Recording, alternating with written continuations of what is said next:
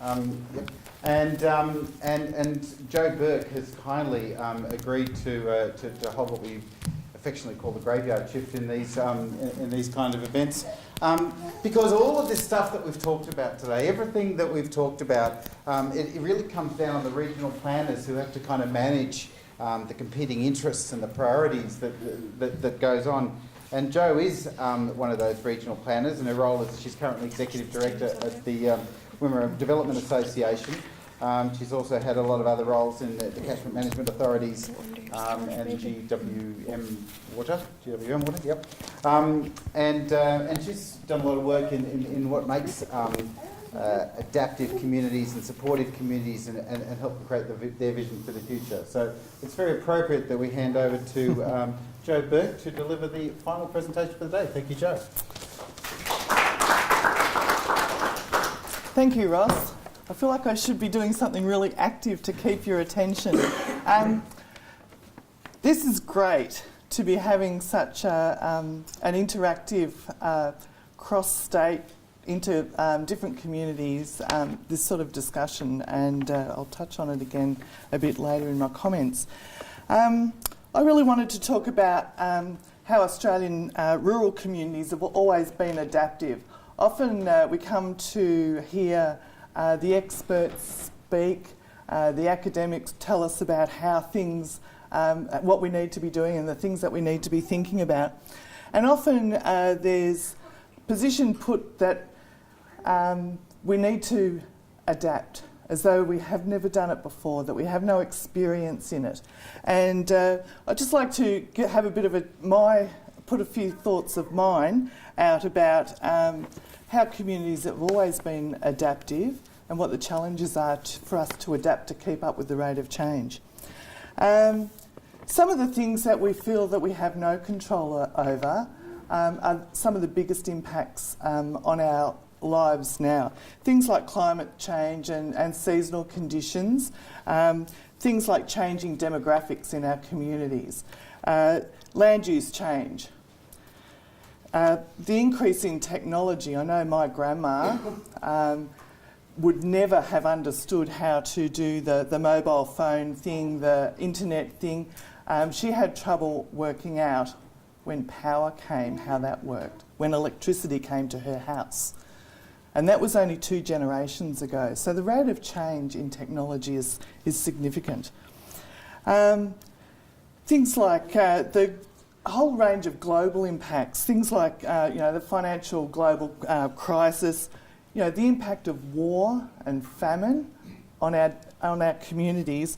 Whilst it's a bit removed, we're feeling the impact of that now because we know about it.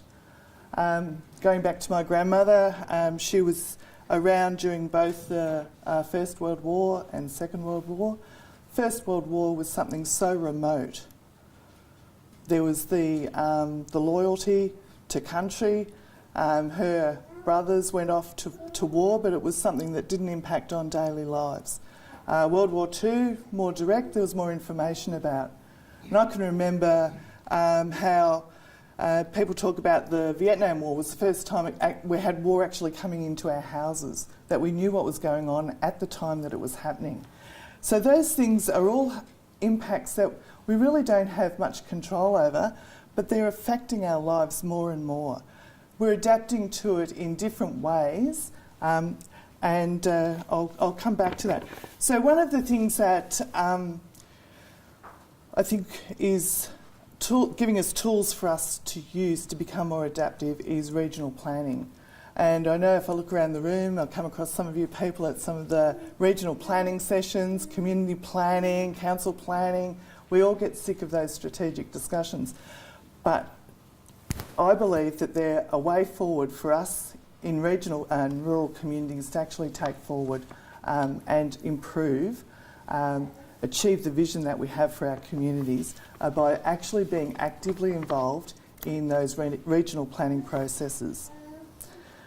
So back in 2010 in Victoria, we developed strategic regional plans.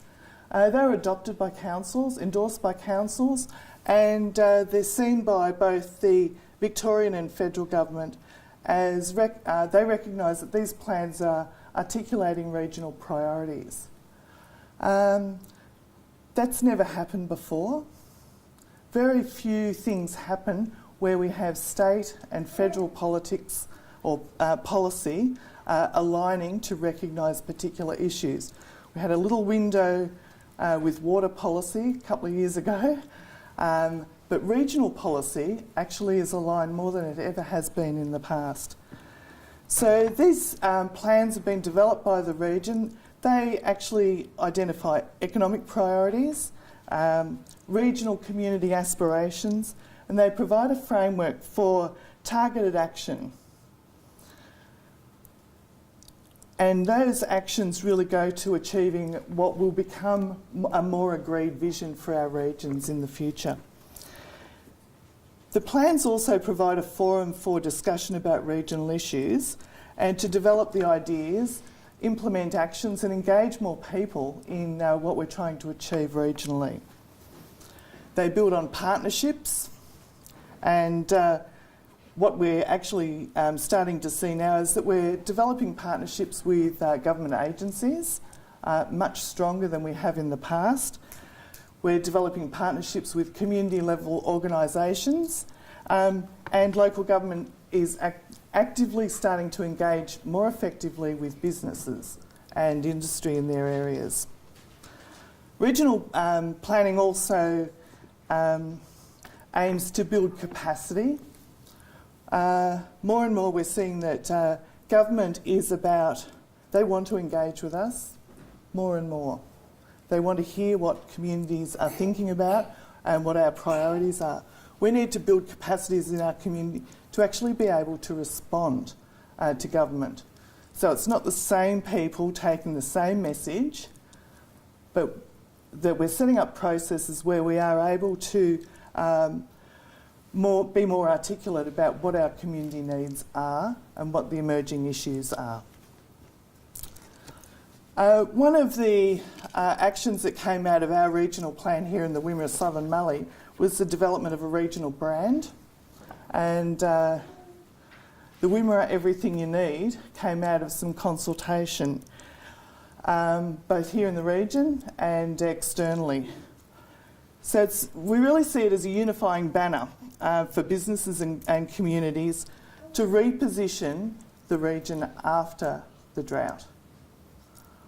The research we did in, most of it was done in Western Melbourne, was around, what do you know about the Wimmera? Well, a lot of people didn't even know where it was. Those that did thought it was one of those really hot, dry places where there are only farmers. And no disrespect to farmers, but these people think that farmers are people that deal with dirt. They don't see you as food producers or land managers. It's people who deal with dirt. So part of our regional branding is to shift some of those perceptions.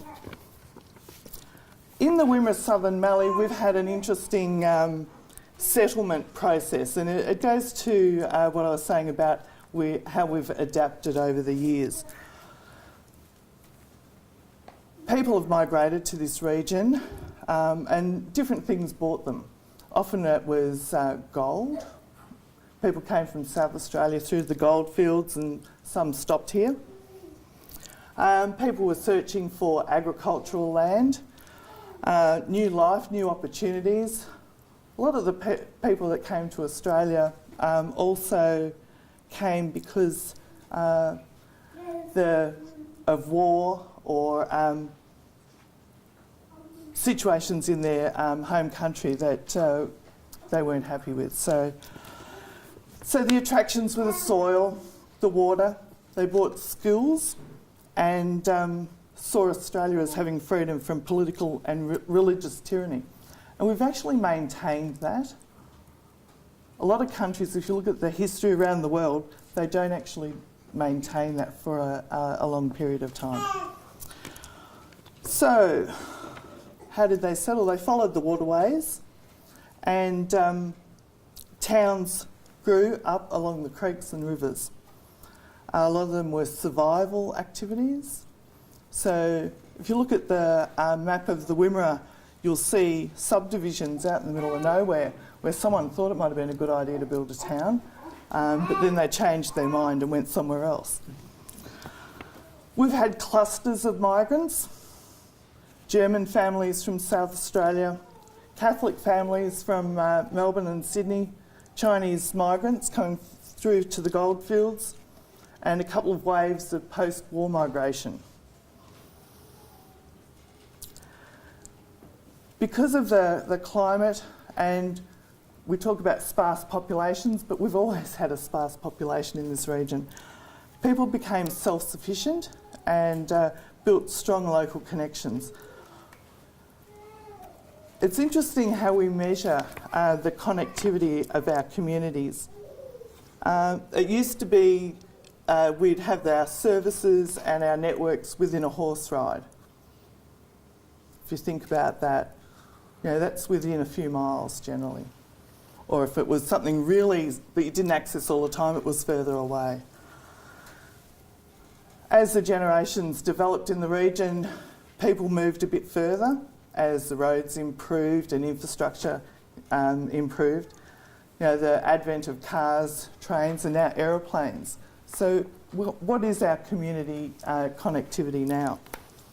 And when you look at the technology, we're talking today to communities pretty much all around Southeast Australia and sharing information and ideas. How long ago was it that that couldn't have happened? It's not that long, it's only a couple of generations. In agriculture, people brought their European practices. We had things like soldier settlement, droughts and floods. It wasn't an easy environment for people. We've seen the impact of mining on agriculture, and that's going to be a continuum. We went from local markets to exporting to over 40 countries in the world now. 60% of our grain's exported now, and who would have thought that even 20 years ago? The 22% of our employment now is in agriculture, so we've got a lot of people dedicated to that activity, but a lot of people that are doing other things in our region now that wouldn't have been considered in those days. So, one of the things that the Wimmera is really building a very strong reputation in is research and development. And there's a plot just out here that DPI have been trialling, breeding grain. So I'm looking at Chris because he'll correct me if I get this wrong, for over 100 years. So it's the longest trial plot in the Southern Hemisphere. And a couple of times when we've shown people around, we've actually said the world, because no one else knows really. But so we've got a history of research and development, but what's happening in the last few years is that it's changing. We're now seeing the Wimmera recognised as National Pulse Centre of Excellence. I reckon it was probably about 25 years ago I first heard of what pulses were and ate them. So if you think about how many people in the world use pulses as part of their staple diet, the development in 25 years of pulses in Australia is significant. What's going to happen in the next 25 years? We've seen the announcement of the National Seed Bank, and I'm sure there's been a number of speakers today talking about the need for science and technology and supporting the development. The National Seed Bank in Horsham, how good is that? We've got the history of grain in Australia here. We're now seeing more and more international investment in research and development, and of course the Victorian and Australian government have been investing in research and particularly in the grain sector for a long period of time. That's set to grow. Who would have thought 100 years ago that that would be happening here in this region? Because with that research and development comes a lot of smart people, and it changes our community. So, what we look like today is completely different to what we looked like 20 years ago, 50 years ago, 100 years ago. What are the future challenges? And I think we're set to actually be able to respond to a lot of them. You know, we've heard about food security, increased production. Government has food targets as part of their policy now. We need to see how they're going to help us implement them, but we're up for it, aren't we, in this region? I don't think we've had many people in the Wimmera thinking about peak oil impacts, and that's a critical issue. And I think there's discussion around the timeframes of when that is going to impact on us, but I think it's going to come sooner rather than later. In my lifetime, I hope not. Water quality right around the world, and we've seen some significant work in this region around improving the water quality through the Wimmera pipeline, through the groundwater work that's being done in the western part of the region. I can only guess at the changes in information technology, but we need to be setting ourselves up to take advantage of them in the region. As we get, our demographic is ageing, we'll be living longer. We need to work out how we can take advantage of technology in the region to actually do something about that. So part of the regional answer is around balancing, the people, planet, profit. We talk about the triple bottom line. In a lot of discussions, it's the economics come first, and then we sort of consider the environment and how it affects people. I think one of the things we need to do is put the people first, because through working with the people, talking, planning, we can actually come up with some of those solutions for the economic needs of the future and environmental sustainability. We're very lucky where we live. We say the Wimmera, everything you need, and we pretty much we haven't got everything we want, but we've got everything that we need. Great environment, diverse work, and livable communities. So, I think we've got a couple of key responsibilities, and they're pretty easy and straightforward to me, and I don't think they're hard for people in our communities to understand. Part of it is about things like today, be informed. Be informed about what the issues are, what the trends are. Be informed about our local community, about industry and business needs, and some of those global impacts. Often you can't do anything about it, but if you know about it, it can actually influence the things that you do. Another thing I'd like you to think about is how you support good leaders. It's going to be critical if we want to build on the people capacity in our regions, that we look after the leadership group and we build new leaders. We support young people to come up through different roles so that we've got good thinkers in our region for the future. And those things can be done by participating in the community, by participating in forums like this, engaging, trying to get other people engaged as well in some of these really important discussions. In particular, I think we should be actively supporting young people and people with different ideas. If 50 years ago someone would have said that we would have the largest duck producer in this region, exporting around the world and supplying most of the domestic market, people wouldn't have really thought that it would be possible. The level of, and that was one person, and all he needed was support to actually take that idea forward. Don't dismiss people that have different or off-the-wall ideas, because it might not be exactly right yet, but through the discussion that you could have with them, it might develop into something really interesting. So support our young people and even the wacky ones, because Especially the wacky. Especially the wacky ones, because I don't understand how some of these things are going to fit together in the future. But young people have a different way of thinking about things, and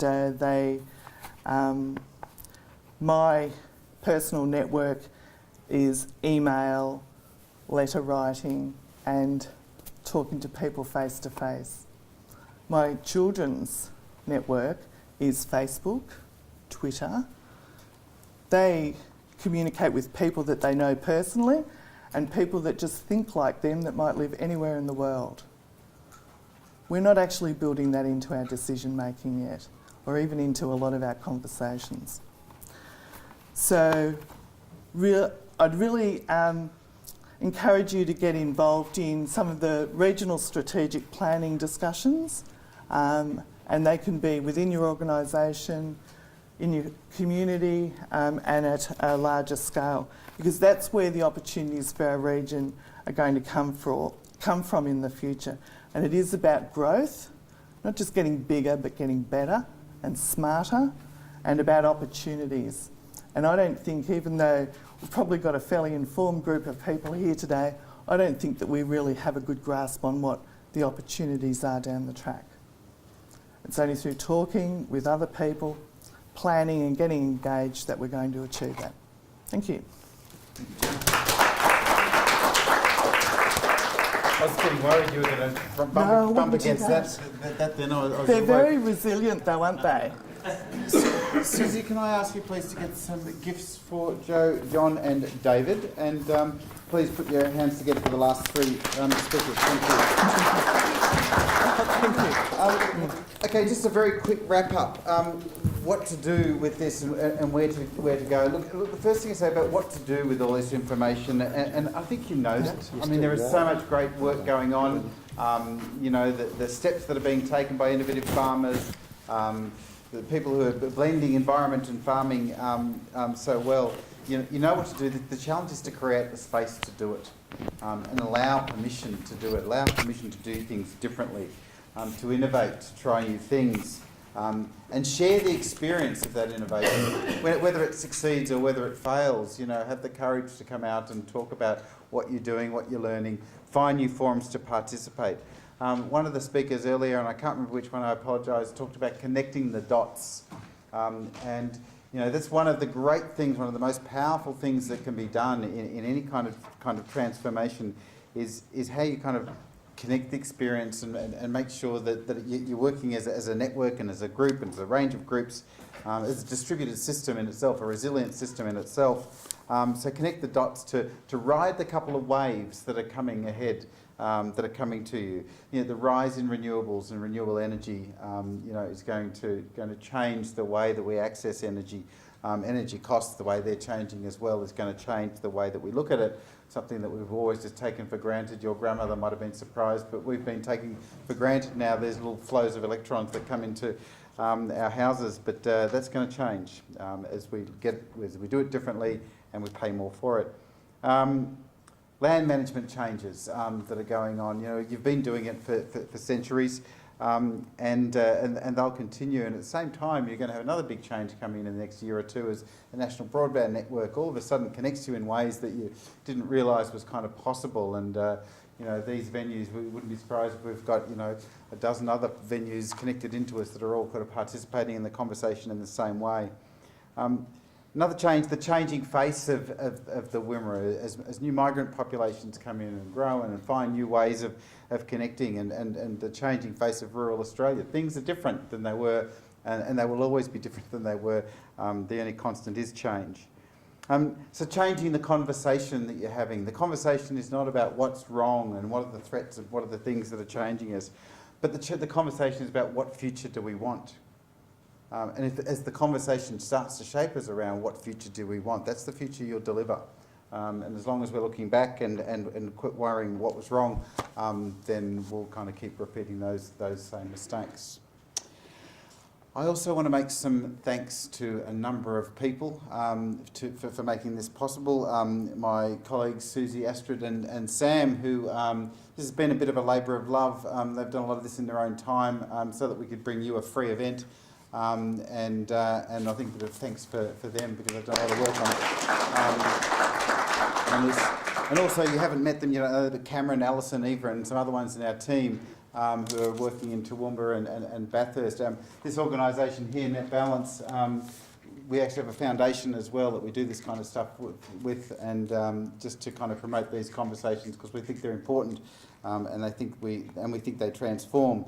So all this work's been done pro bono. To WorkCo and the Longy people, thank you very much to Ray, John Ackland, Andrea and others who've kind of provided this venue at no cost and the technology and everything to get us all connected up and we really appreciate that. Of course to each of the speakers. I think there's another round of applause to all the people who've given their time and knowledge. For making this, a fascinating event and a part of a longer conversation. I remind you of that. That's important. That this has gone and it's gone out, and we can't get it back again, can we? No, it's gone. Whatever you've said has gone out into the world. To Linton Brown, the video man here, who's also been here, and for those of you who haven't seen his very creative photography, get onto his Facebook site, become a friend and start to see some of his excellent photos of the Wimmera. Use them in your publications and get involved and pay him suitably for it because the price of those images and the value of those images and some of the things that we've seen in this region and the images of the Wimmera is something that doesn't leave you and well done for capturing it. ABC Rural, they've been a partner for us and a lot of this content, especially the stuff coming from Bathurst, is going out on the radio today and hopefully will spark more conversations and spark more interest in this. To the caterers who've looked after us here and most of all, of course, to you for coming along and giving us an audience to work with and make the whole thing more interesting than just looking through the camera. Your interest and your dedication to the sustainable future of the Wimmera is evident, and I hope next year we come along and see you here again, but with a whole bunch of other people who aren't yet thinking about sustainability, and drag your friends and colleagues along and all those kind of recalcitrants, and we'll start to get them talking about new ways of managing land and agriculture and food and everything into the future. So everyone, thank you very much. Who have I forgotten? Oh, and Karen and Wimmera Volunteers. Where's Karen? Is she around? Thank you. Sorry, I missed that. Yes, Team Wimmera Volunteers. Karen was out there helping earlier. We've been doing a bit of work with them over the past 6 months or so on understanding rural volunteering. So you can go to the Wimmera Volunteers website and have a look at a really interesting study. We think it's really interesting because we wrote it, but really about trying to get behind the value of what it means what volunteerism means in rural Australia and what we can do to kind of promote it more and do a better job of managing it and not stifle it so much. So to them as well. Is there anyone I've forgotten? Ladies and gentlemen, you are all dismissed for the day from the lecture theatre. Thank you.